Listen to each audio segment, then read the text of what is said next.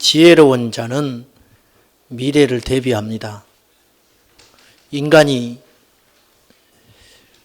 이 세상을 지배하는 능력도 사실은 육체적인 힘이 아닌 하나님께서 우리에게 축복으로 주신 지혜 때문에 이 세상을 정복하고 다스리는 피조물이 되었는데, 인간이 갖고 있는 탁월한 능력 중에 하나가 예측하는 능력이 있다는 거예요. 미래를 대비한다는 것이죠. 요새 날씨가 조금 서늘해지니까 우리 주부들 마음속에는 김장을 언제 해야 되는가, 또 벌써 그런 생각 하시죠? 배추값이 좀 싸야 할 텐데 이런 거 대비합니다. 이게 지혜거든요. 우리 선조들은 정말 지혜로우셨습니다. 딸을 낳으면 오동나무를 심었습니다. 20년 후를 대비하는 거예요. 우리 딸 출가시킬 때 그때쯤이면 이 오동나무가 잘 커 있겠지. 그러면 이걸로 장롱 만들어서 기한 죽여서 시집 보내야겠다. 대책을 세우는 거라. 대비하는 것이죠. 오늘 말씀에 주님께서 그런 대화를 하는 거예요. 대비됐냐 그 소리예요. 오늘 보면 말씀은 서기관과 바리새인과 사두개인들이 예수님께 와서 한 날 질문을 합니다. 근데 좋은 의도로 묻는 건 아니에요. 예수님을 달아보는 거예요. 시험코자 질문을 던집니다. 하늘에서 내리는 표적을 좀 보여주시오. 당신의 소문을 익히 들어서 아는데 우리 눈으로 확인하고 싶소. 당신의 능력이 어느 정도인지 보여주시오. 이 말을 들은 주님께서 동문서답식으로 대답을 하세요. 2절입니다. 봅시다. 예수께서 대답하여 이르시되 너희가 저녁에 하늘이 붉으면 날이 좋겠다 하고 아침에 하늘이 붉고 흐리면 오늘은 날이 굳겠다 하나니 너희가 날씨는 분별할 줄 알면서 시대의 표적은 분별할 수 없느냐. 똑같이 붉은 하늘이라도 저녁에 붉으면 그 다음 날씨는 좋은 법이다. 아침에 붉으면 그날은 날씨가 좋지 않다. 이건 너희들이 안다. 날씨는 이렇게 잘 분별하는구나. 날씨만 분별하겠어요? 다른 것도 많은 걸 알 수 있죠. 그런데 너희들에게 정말 필요한 건 내가 너에게 보여주는 기적이 아니다. 시대의 징조를 알아야 한다. 여기서 표적이라는 말을 쓰셨거든요. 주님이 시대의 표적. 현대어 성경에는 이 표적이라는 말을 징조라는 말로 바꾸어서 번역을 했더라고요. 근데 이 말도 맞는 것 같아요. 시대의 징조, 시대의 표적. 내가 병 고치고 내가 하늘에서 능력을 가져오는 것, 이것을 관심을 갖는 것보다 더 중요한 게 있는데 이 시대가 어디로 흘러가는 걸 봐라. 자, 우리 하나님께서 이 세상을 통치하고 계십니다. 믿으시나요? 이 우주 질서 가운데 하나님께서 당신의 통치력을 가지고 운영하고 계시거든요. 이걸 성경에서는 뭐라고 했냐면 경륜이라는 표현을 썼어요. 이 경륜이라는 말은 원어에는 경영한다는 뜻이에요. 경제적인 용어를 썼어요. 경영한다는 거예요. 이 세상을 주님이 경영한다는 거예요. 우리가 살림살이 살듯이 뭔가 장사하는 사람은 장사를 하는데 경영을 하겠죠. 우리 주님께서도 그렇다는 거예요. 그래서 우리가 두 가지의 눈을 떠야 돼요. 첫째는 하나님께서 이 인류 역사 가운데, 우리 개인 가운데, 우리 교회 가운데, 이민족 가운데 어떤 계획을 갖고 계실 거라는 거예요. 그 계획, 다 할 수는 없지만 뭔가 계획이 수립되어 있을 것이다. 두 번째, 우리가 가져야 할 지혜는 그러면 당신께서 우리를 어떤 계획을 가지고 우리를 끌고 가실 텐데 우리는 지금 어디쯤 와 있는가? 당신의 그 운영하는 어떤 끝이 있다는 거예요. 반드시. 시작이 있었지요. 주님께서 창조하셨지요. 그러면 끝도 있다는 거예요. 성경에는. 그리고 과정이 있겠죠. 우리는 어디쯤에 왔느냐. 이걸 지혜롭게 예측할 수 있어야 한다는 거예요. 주님이 말씀하는 건 그것을 알라. 날씨 같은 거 따지지 말고 세상 흘러가는 거 그런 거 취할 생각하지 말고 너희들에게 정말 알아야 할 필요한 지식이 있다. 이거예요. 제 아는 권사님은 타고나는 것 같아요. 돈 버는 재주가 탁월해요. 이분은 30여 년 전에 네일 아트를 자기 딸을 시켰어요. 그래서 외국에 나가서 크게 성공을 했습니다. 누가 그런 거 생각이나 하겠어요? 그 당시. 이분은 골목에 딱 들어서면 돈이 보인대요. 이 골목에다가는 뭘 하면 되겠다. 백발백중. 자기는 돈 못 버는 사람은 이해가 안 간다는 거예요. 우리는 또 그런 분 이해가 안 가요. 왜 돈을 못 버니? 가면 딱 보이는데 여기다 이걸. 근데 사람들이 이상하게 엉뚱한 짓을 한다는 거예요. 답답하다는 거예요. 실패를 안 해봤어요. 그런 쪽으로는 굉장히 밝아요. 예배 때마다 자. 문제는. 영적으로는 깜깜해요. 영적으로. 자, 우리가 지금 알아야 할 지식이 뭔지를 보세요. 성경에 어리석은 부자 이야기가 나옵니다.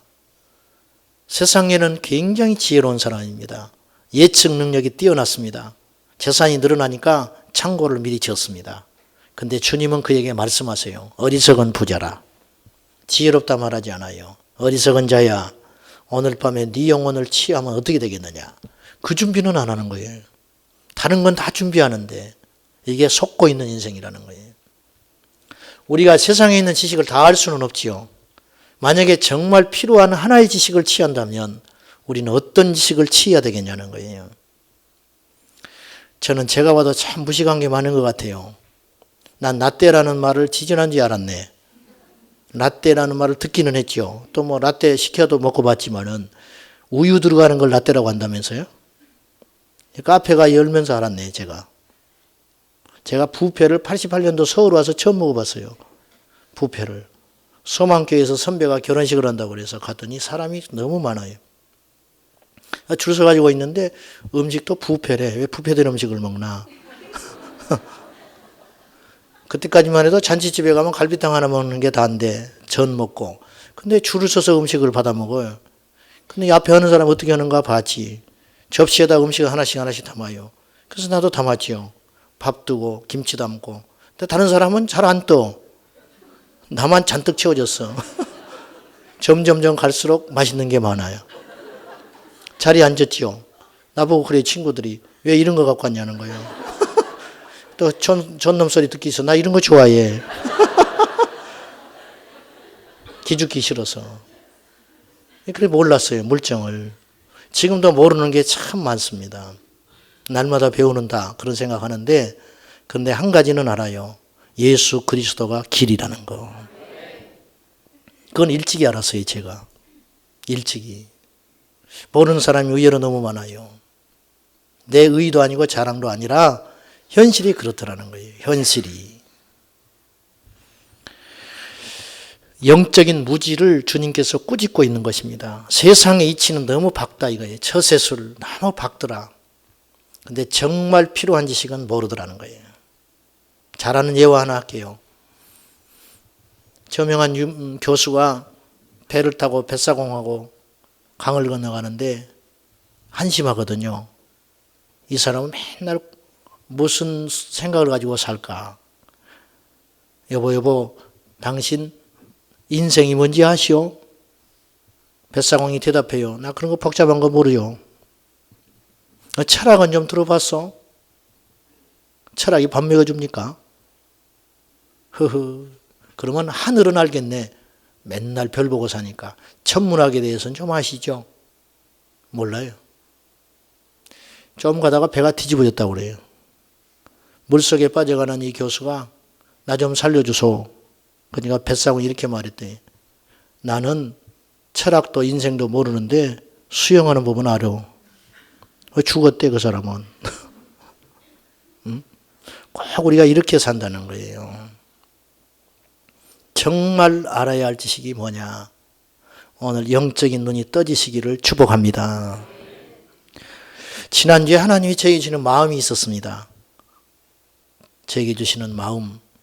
이 시대가 뭔가 하나님께서 목적하는 바를 향하여 달려가고 있는데 계획을 수립해 놓고 그렇게 가고 계시는데 이 시대는 어디쯤에 와 있을까?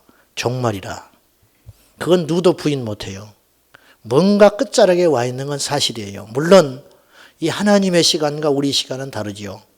그러므로 우리가 생각하는 끝이라는 것이 1000년이 될 수도 있고 10,000년이 될 수도 있지만은 우리는 이런 의식을 가지고 살아야 되거든요. 자, 끝자락에 와 있는 것 같아요. 세상이 어수선한 걸 보면 주님 어떻게 할까요? 주님이 마지막 시대에 어떤 자세로 살아야 하나요? 주님이 저에게 4가지 키워드를 기억나게 하셨어요. 떠오르게 하셨어요. 그게 뭐냐? 이 시대를 진단하는 단어가 뭐냐? 첫째는 혼란스러움이다. 두 번째는 혼합이다. 세 번째는 적그리스도. 네 번째는 이스라엘과 이슬람이다. 그래서 이 4가지 주제를 가지고 2번에 걸쳐서 한번 말씀을 나눠보고 싶습니다. 오늘 2가지를 다루고 싶습니다. 지금은 혼돈의 시대입니다. 혼란스러운 시대라 그 말입니다. 인정하십니까? 누구든지 다 인정할 거예요. 뭔가 어지러워요. 이 세상이. 그러면 또 물을게요. 뭘 준비하세요? 대비해야지요. 타이타닉에 구멍이 뚫려서 배가 침몰하게 된다면 구명정을 준비하든지 구명조끼를 준비하든지 이도저도 안 되면 하나님께 기도라도 해야 할 거 아니에요. 어떤 걸 준비를 해야 될 거 아닙니까? 진단은 있는데 대비는 안 한다는 거예요. 이게 마귀에게 속고 있는 치명적인 문제라요. 이 시대 크리스찬들도 잠들어 있어요. 그런 의미에서. 지금은 무질서한 시대입니다. 성경에 혼돈이라는 단어가 나와요. 창세기 1장 2절입니다. 땅이 혼돈하고 공허하며 흑암은 깊음에 있었다. 이것이 하나님의 통치 질서가 임하시기 전의 세상이에요. 혼란스러운 세상. 이 혼돈이라는 단어는 히브리어 원어로 토후라는 단어를 썼어요. 토후. 토후라는 말은 공허하다, 헛되다 그런 뜻이 있답니다. 이 땅이 혼돈스럽다는 말은, 이 땅이 혼란스럽다는 말은 이 땅이 헛되고 비어있는 세상이라, 통치자가 없는 세상이라 그 말입니다. 무질서한 세상, 하나님을 주인으로 인정하지 않는 세상은 혼돈의 세상입니다. 이 시대가 혼란스러운 세상이라는 겁니다. 아담과 하와가 에덴 동산에서 쫓겨난 후에 제일 먼저 일어난 사회적 범죄가 무엇이냐? 근친살인입니다. 가인이 아벨을 때려 죽입니다. 지금 이 시대에도 그거는 끔찍한 일인데 그 당시 사람들이 순수했을 것으로 생각하는데 천만에 그렇지 않다. 요즘만 죄가 큰 게 아니라 요즘만 인구가 많아지기 때문에 죄가 커지는 것처럼 보이지 인류 최초의 살인, 인류 최초의 범죄는 사기도 아니고 거짓말도 아니라요. 형제를 때려 죽인 거라요. 인간은 그렇게 악한 존재예요. 이게 왜 그런 일이 벌어졌는가? 하나님을 하나님으로 인정하지 않는 죄의 결과. 이게 혼란스러움이라 그 말입니다. 주인이 비어버린 곳 이것이죠. 사사기 21장 25절에 보면은 사사기는 혼란으로 시작했다 혼란으로 끝나는 책입니다. 무질서한 이야기들. 사사기는 결론적으로 이렇게 이야기합니다. 그때에 이스라엘에 왕이 없으므로 사람이 각기 자기의 소견에 옳은 대로 행하였더라. 왜 자기 옳은 대로만 사느냐? 근데 자기 옳은 대로 결정하고 판단하고 나아가는 것이 그것이 옳은 것이 아닌데 이유가 있다. 왕이 없었기 때문이다. 다시 영적으로 해석하면 하나님을 왕으로 인정하지 않기 때문에 무질서와 혼란이 생겨나기 시작했다는 걸 이야기하려고 그러는 거예요. 마태복음 24장에 예수님은 종말에 일어날 현상에 대하여 한마디로 이렇게 말하는 거예요. 난리가 난리다. 난리가 났다. 난리. 무질서한 세상이 됐다. 혼란스러운 세상이 됐다. 우리는 깨달아야 됩니다. 이 혼란한 세대에서 어떻게 살아야 하는가. 그 무기를 잡을 수 있어야 한다는 거예요. 잘 사는 게 문제가 아니고 부자 되는 게 문제가 아니고 열심히 사는 게 문제가 아니고 하나님의 관점으로 세상을 볼 수 있어야 한다는 거예요. 이건 오직 예수 믿는 우리에게만 하나님께서 주신 신비롭고 놀라운 복인 것입니다. 예수님 모르면 몰라요. 가정에 혼란이 왔습니다. 가정이 무질서합니다. 자식이 부모를 대적한다 했는데 그런 시대가 열렸습니다. 남편은 자신의 의무를 다하지 않습니다. 아내는 자신의 책무를 다하지 않습니다. 질서가 무너졌습니다. 이런 일들이 우리들 가정에서 계속 일어나고 있다는 거예요. 크리스찬 가정들도 마찬가지예요. 계속 깨어지고 부서지고 흩어지는 일이 벌어지고 있다는 거예요. 무책임한 남편, 불순종한 아내, 불효하는 자식, 그리고 서로 간에 으르렁거리는 미워하는 형제들. 이게 바로 사단이 조장한 가정의 모습이라, 이 시대에. 두 번째, 교회가 혼란스러워요. 교회가 무질서합니다. 교회 원로들이 존경받지 못합니다. 리더십이 무너졌습니다. 장로님들이 존경받지를 못하세요. 이게 교회 혼란을 초래하는 거예요. 무슨 팀장이라도 세워놓으면은 그 리더십이 세워져서 순종하고 따라가는 맛이 있어야 되는데 각기 소견에 옳은 소리 하는 거예요. 동쪽으로 가자 그런데 서쪽으로 가자고 그래요. 남쪽으로 가자고 주장해요. 이게 혼란스러움이라, 극도의 혼란. 기억하십시오. 옳고 그름은 하나님께 주장하지 않아요. 중요하지 않아요. 하나님 원하시는 건 뭐냐면 질서 잡힌 걸 좋아하시는 거예요. 하나님은. 세 번째, 사회적으로 혼란의 시대가 열렸습니다. 세상에서 어른들이 사라졌어요. 고령화 시대가 되어서 육적인 어른들은 넘쳐나시는데 정신적으로 어른들이 존경을 받지 못하는 시대가 돼버렸어요. 질서의 측면에서 어른이 사라졌다는 거예요. 할아버지 할머니 모시고 외식이라도 갈 참이면 100% 손주의 의견 따라 갑니다. 그래야 안 그래요?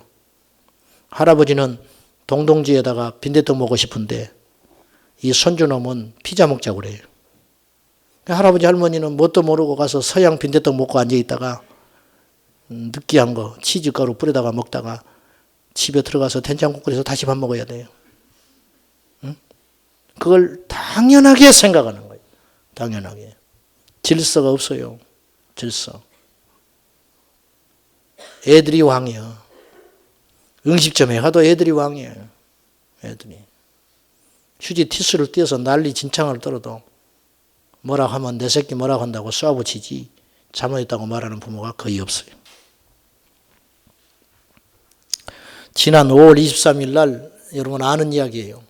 새벽 4시경에 PC방 비용 마련을 하기 위해서 19살 김모군이 70대 할아버지하고 의도적으로 어깨를 부딪혔어요. 가지고 병원비 내놓으라고 시비 걸었습니다. 할아버지가 아침에 일찍 홀로 운동하러 나왔기 때문에 지갑이 없어요. 돈이 없다고 했더니 30여 분을 그 자리에서 폭행을 했습니다. 큰 절을 하게 만들었어요. 70살 할아버지가 19살 먹은 손주 같은 애한테 빌었어요. 빌어. 이제 그만 때리고 가라고. 거기에 지나가는 사람이 있었을지 몰라요. 봉변당할까 봐 누구도 건드리질 못해요. 우리 성도들은 그런 상황 처하면요 덤벼들어야 돼요.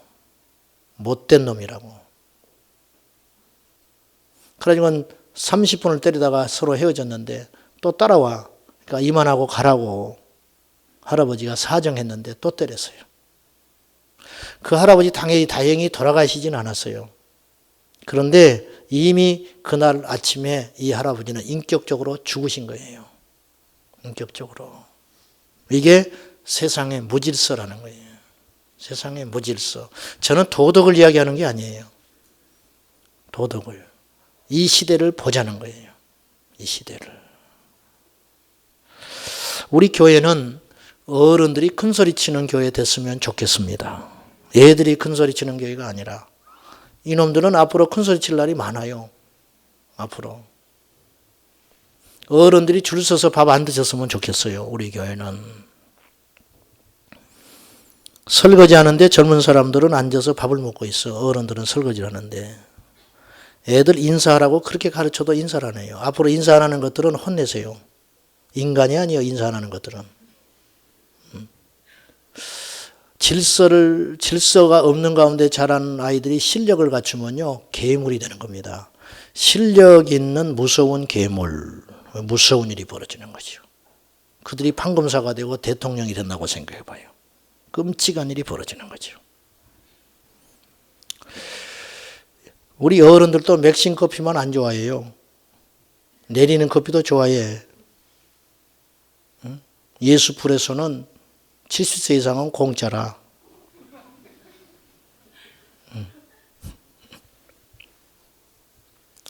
세상의 질서가 무너지는 이 구조 속에서 하나님의 말씀을 붙들고 사는 우리가 지탱하는 기반이 되어야 되고 힘이 되어야 된다는 거예요.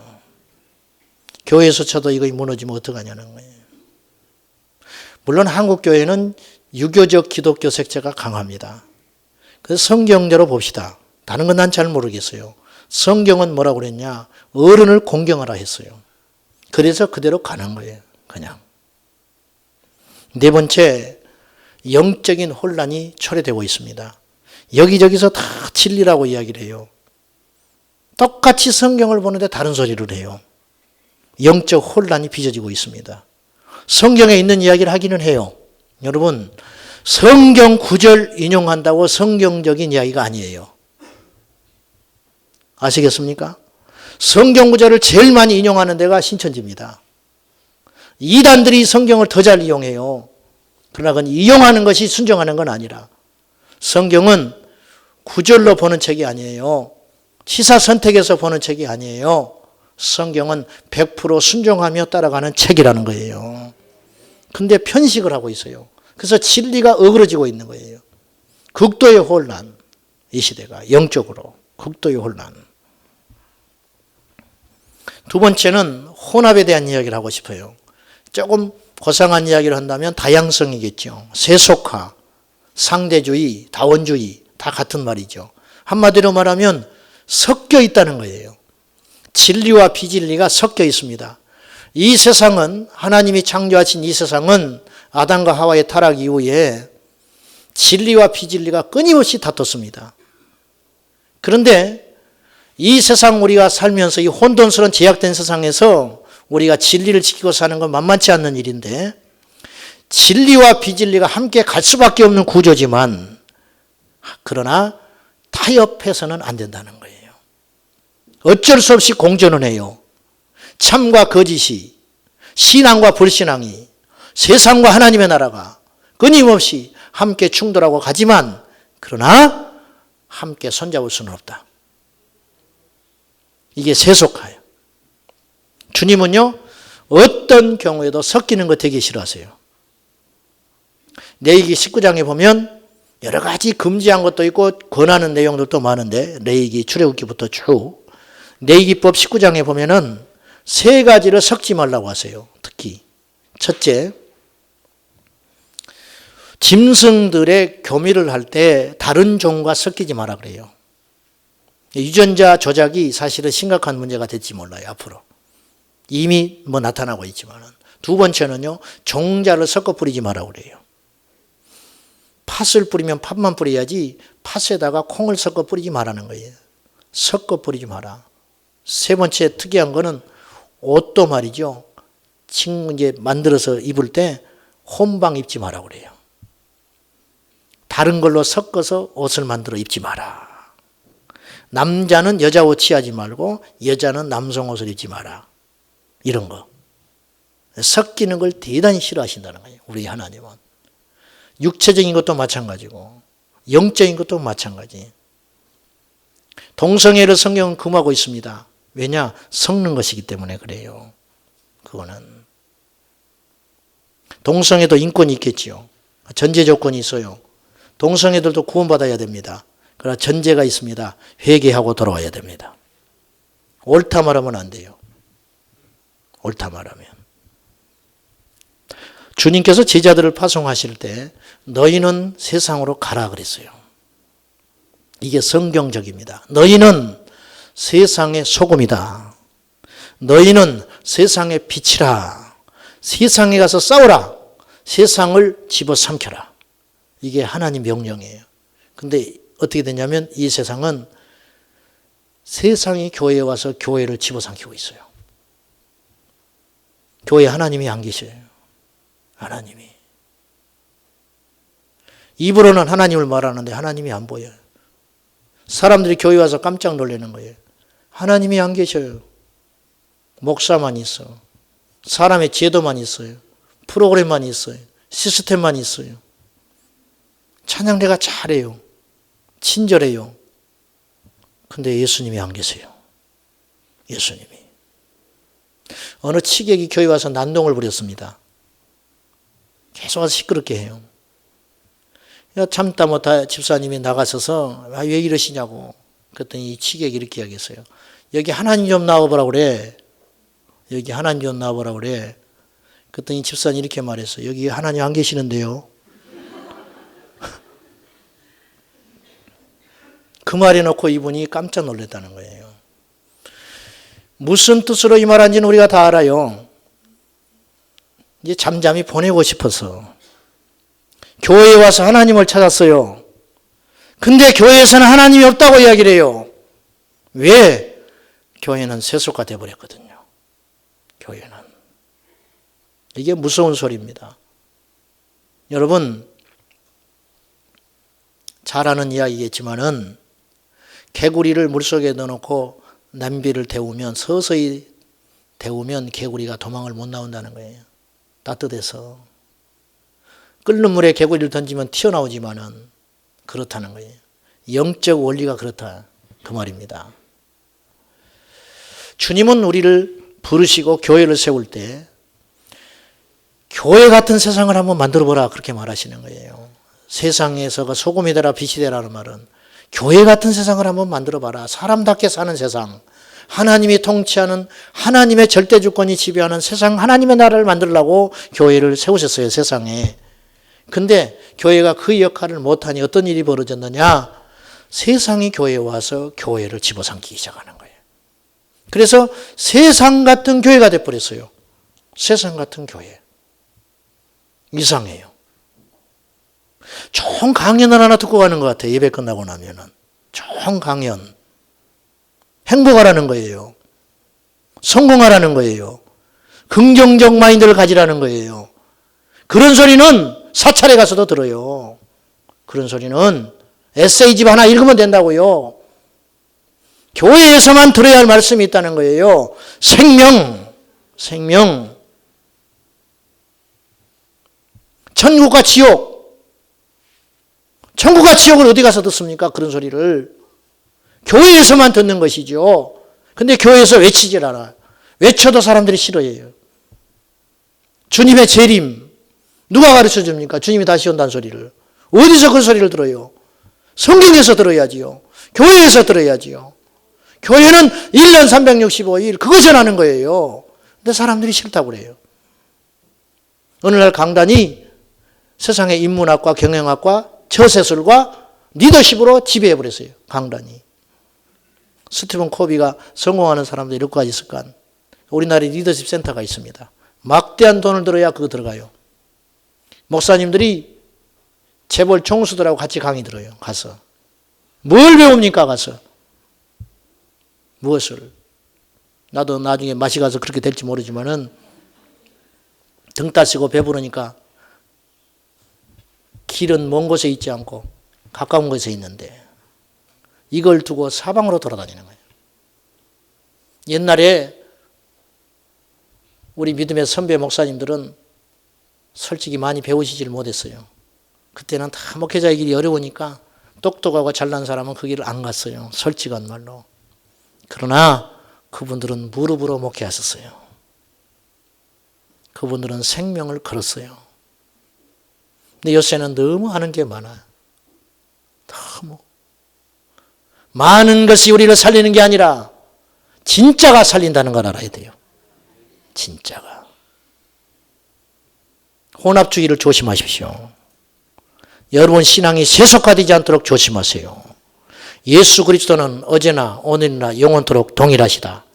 주님은 변하지 않는데 우리는 자꾸 변하는 거예요. 우리는. 성탄절 날 사찰에서, 교회 앞에 있는 사찰에서 프랭카드를 걸어줬어요. 아기 예수를 탄생을 축하합니다. 초대를 하니까 목사님이 갔어. 그렇게 하니까 이제 고마워가지고 초대를 한 거예요. 성탄절 때.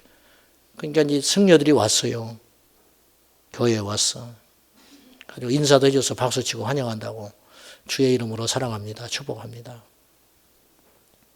이제 갚아야지. 그 다음에 4월 초파일날 프랭카드 걸어줬어. 교회에서.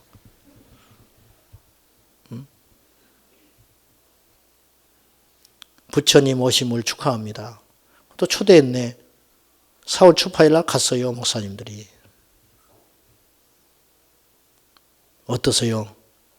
포용력이 넘칩니까? 이런 것들이 기사에 나와요. 그러면 이것이 정상적인 믿음인 줄 알아요. 경고합니다. 오늘날 바알과 아세라 상은 없지만 똑같은 일이 자행되고 있어요. 이 시대에. 폐쇄적이라 해도 좋아. 왕따 당해도 상관없어요. 비 안 맞는 사람은 함께 아지 않아도 상관없어요. 그러나 오직 저는 이건 알아요. 예수님이 길이요 진리요 생명이라. 예수님이 많은 길 중에 하나가 아니고 예수님만 유일한 길이라. 예수님만. 이것 때문에 기독교회가 핍박받았어요. 이것 때문에 신사참배 안 했어요. 신사참배만 하면 교회는 부흥하고 살아나고 수많은 사람들이 보내준다는데 안 했습니다. 이게 생명력이라. 가톨릭은 중국에 처음에 선교할 때 수많은 선교자가 속출했어요. 제사 문제 때문에. 로마 바티콩에서 결정 내렸습니다. 제사 지내도 된다. 타협한 거예요. 타협. 그래서 우리나라 가톨릭은 제사를 지내게 됐어요. 애초에는 안 그랬어요. 우리나라 초기 가톨릭이 들어왔을 때 얼마나 많은 핍박자로 순교자가 나타났는데 지금은 다 타협했잖아요. 우리는 더 그래요. 앞으로 극도의 혼합이 나타날 겁니다. 보십시오. 극도의 세속화가 나타나게 될 겁니다. 종교통합운동.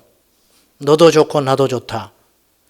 우리에만 종교가 있는, 구원만 있는 게 아니라 당신의 종교에도 구원이 있다. 천만에 그렇지 않다. 그러면 예수님 오실 이유가 없어요. 다른 종교의 구원인데 예수님 뭐하러 와서 죽으세요? 하나님이 바보입니까? 그들을 통해서 구원 이루시지? 뭐하러 독생자 예수를 또 보내시냐고 말이에요. 있을 수 없는 일이에요. 오직 그분만이 길이기 때문에 그분을 보낼 수밖에 없기 때문에 오죽하면 하나님의 아들이 친히 오셔서 죽었겠어요. 다른 길이 있었으면 다른 길을 주셨을 거라는 거예요. 그 길밖에 없는 거예요. 근데 그 길을 거부해요. 그러니까 죽는 거지요. 그래서 마귀의 교묘한 술책에 넘어가는 거예요. 앞으로 유명하다고 하는 슈퍼스타 목사님들, 소위 말하는 쟁쟁한 분들이 배교하고 세속화의 길을 걸을지도 모르겠는데 그때 눈여겨보시라고 말이에요. 깨어있지 않으면 무너집니다. 한시도 깨어있지 않으면 코베가요. 정신 차려야 됩니다. 다 양보할 수 있다. 그러나 안 되는 것이 있다. 안 되는 것이 있다. 구약 시대의 이스라엘 백성들이 안식일 날 하나님께 제사 지내고 오다가 바알과 아세라 산에 가서 복을 비는 사람들이 있을 수 있지 않았겠어요? 송구 여신 예배 가서 하나님께 예배 드리고 그 다음날 점집에 찾아가. 그렇게 집사들이 많이 온다네. 집사들이. 그건 잡사지 집사가 아니고. 이게 극단적인 이야기인데 우리는 뭐 그렇지는 않겠지만은 우리 성도들이 그렇지는 않겠지만 그런 유사한 행동은 얼마든지 일어날 수 있다는 거예요. 그것만이 죄가 아니에요. 여러분 술 담배 하는 걸 크게 죄로 여기죠. 잘못됐죠? 안 됩니다. 끊어야 됩니다. 여러분 어떻게 생각할지 모르겠는데. 근데 그거는 대단히 크게 생각하면서 하나님께 신실하게 예배 안 드리는 건 쉽게 생각해요. 아니죠. 잘못됐죠. 똑같은 거예요. 똑같은 거. 타종교도 구원이 있으니 서로 싸우지 말고 사이좋게 지내자. 혼합주의. 안 됩니다. 안 돼. 예수님만이 절대 진리라고 외치면 비운순 받는 세상이 됐다. 이 시대가. 그 말이죠. 그러나 외쳐야 합니다. 주님 말씀하셨어요. 마지막 인자 오실 때 나와 복음을 부끄러워하면 나도 너희를 부끄러워하리라. 인정하지 않겠다는 뜻이거든요. 우리가 그분을 부끄러워하면 그분이 우리 부끄러워해요. 우리가 어떤 일이 있어도 예수만이 길이다. 예수만이 생명이다. 외쳐야만 주님도 우리에게 오셔서 착하고 충성된 종이라 우리 맞이해 주신다는 거예요. 우리가 항상 말씀을 듣고 예배를 드리고 집으로 돌아가면서 느끼는 것이지만은 예배가 예배로 머물러서는 안 됩니다. 말씀이 살아 움직여서 나의 삶을 바꿔야 돼요. 내 삶에 영향력을 줄 수 있어야 그 말씀이 진짜 말씀이지. 듣는 건 듣는 것이고 알면 알므로 끝나면 안 된다는 거예요. 알미 삶으로 바뀔 때 능력이 나타납니다. 오늘날 아는 사람 많습니다. 삶으로 살아내는 자가 적은 거예요. 오늘 여러분들이 혼돈한 시대에, 혼합된 이 시대에 하나님 말씀만 굳게 붙잡겠다고 결심만 하지 말고 내일부터 시작되는 삶 속에서 삶으로, 알미 삶으로 옮겨지는 복을 누리시기를 축복합니다. 우리 금요일 날 이제 헌금을 올리시면은 이렇게 제가 기도 제목 읽어드리잖아요. 몇 주 전에 제가 아주 귀한 헌금을 받았어요. 거기 보니까 이분이 남편 몰래 통장을 하고 있었어요. 여기 좀 뜨끔거린 사람 많을 것 같은데, 이제 그건 꼭 나빠서 그런 게 아니라 불확실하니까. 그리고 어떤 지혜롭게 그럴 수 있죠. 근데 딴 주머니를 차고 살았는데 어떤 말씀에 걸려서 그런지는 몰라. 난 누군지는 몰라요. 어떤 말씀에 걸려서 그랬는지 모르지만 그 부분을 하나님께서 만지신 거예요. 그래서 이렇게 한 거예요. 제가 오늘 그거 포기합니다. 내려놓습니다. 이제 앞으로는 많든 적든 남편을 통해서 공급받는 것으로 생활을 꾸려가겠습니다. 이게 큰 결단이거든요. 그거 당장 아쉬울 거라고요. 그것이 믿음이에요. 그것이 말씀이 꿰뚫어 버린 거죠. 그리고 그렇게 옮겨서 살기 시작한 거. 이것이 믿음이라. 아는 것을 믿음이라 착각하지 마십시오. 물론 알면 삶의 시작입니다. 모르고 살 수 없지요. 그러나 알미의 알무로 끝나면 안 돼요. 남설 은혜교회 은퇴하신 홍정길 목사님이 은퇴하고 나서 후배 목회자들한테 이런 말을 했어요. 속지 마라. 좋은 생각을 한다고 좋은 사람이 아니다. 좋은 말을 많이 한다고 해서 그 사람이 꼭 좋은 사람이라는 걸 의미하지는 않더라. 좋은 생각을 하고 좋은 말을 하는 사람들 중에는 실제로 나쁜 사람이 많더라. 특히 기독교인들이 내가 하나님의 뜻을 분별한다 그렇게 생각하면서 자기 자신을 가장 많이 속이고 있다. 말을 멋지게 하고 굉장히 글을 잘 쓴다. 그러나 그의 삶에는 실제가 없다. 연이어서 말씀하셨어요. 언제나 진리는 예배에만, 말에만, 신학 속에만 있지 실제 삶 속에는 없다. 이것이 오늘 한국교회의 수치고 또 나의 수치다. 홍 목사님은 한때 신학생들한테 설문을 했을 때 한국교회에 제일 존경받는 어른 중에 한 분이었습니다. 인품으로나 목회사역으로나 영향력으로나 굉장히 청렴하고 존경받는 분이에요. 그분의 말은요 힘이 있어요. 그래서 왜? 그분이 그렇게 살았거든요. 근데 이분이 이런 말을 한 거예요. 결과적으로 나의 목회를 돌아보니 나는 실패한 목회자다 그랬어요. 그분이 그렇게 말하면 어떻게 해요 우리는? 왜? 나 제자훈련 무던히 했다. 한국교회 고을고을마다 교회를 달라고 기도했더니 하나님 응답하셔서 5만 개가 넘는 교회를 주셨다. 북녘 땅, 중국 땅 열어달라고 동토의 땅 열어달라고 30년 기도했는데 중국의 문이 열리더라. 근데 돌아보니 우리 성도들 제자훈련 무던히 했는데 기만 커졌지 하나도 변한 것 없더라. 이렇게 이야기했어요. 어쩌면 좋아요. 어쩌면 좋아. 우리 이야기라. 우리 이야기.